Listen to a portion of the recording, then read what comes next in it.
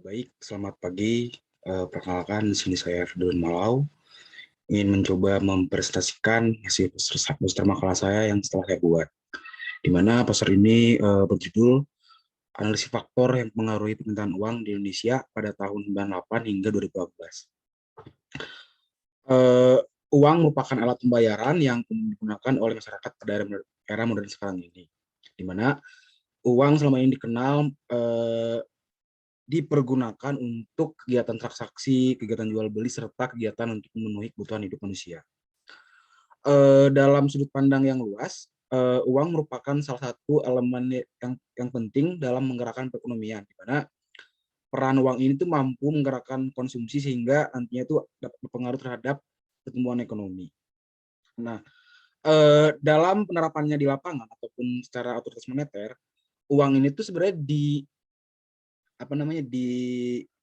eh, diwadahi ataupun dilindungi oleh otoritas moneter masing-masing negara. Tujuannya adalah untuk menstabilkan nilai mata uang tersebut serta menjaga supply serta demand agar tetap tercapai pada titik equilibrium agar kondisi keseimbangan tetap terjadi.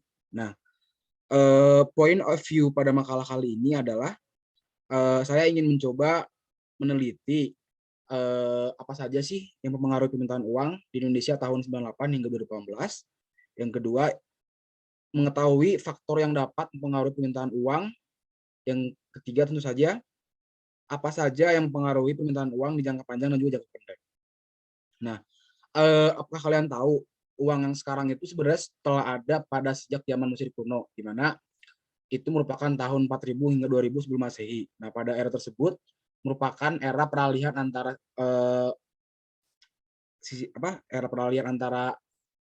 sistem barter ke uang. Nah, uang yang dikenal selama ini merupakan uang yang biasa kita gunakan seperti itu. Uang yang biasa lumrah di lapangan adalah terdiri dari uang kartal dan juga uang girap. Uang kartal merupakan uang berbentuk kertas serta juga uang logam. Sedangkan uang giro merupakan uang yang dalam bentuk cek atau giro atau yang biasa kita sebut uang yang di dalam rekening seperti itu. Nah, dengan menggunakan teori permintaan model uang Friedman, saya menggunakan regresi ECM untuk melihat apakah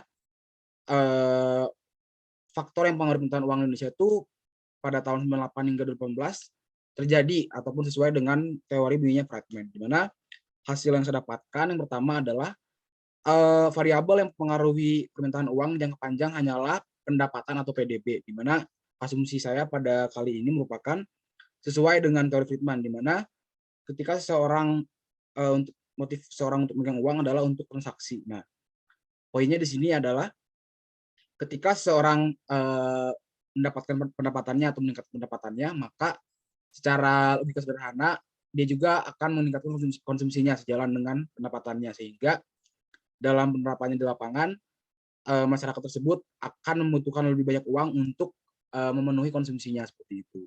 Sedangkan di variabel yang lain,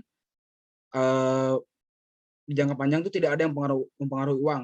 Namun secara nilai hasil regresi ada yang positif namun tidak berpengaruh seperti itu. Sedangkan di jangka pendek ternyata tidak ada variabel yang mempengaruhi permintaan uang.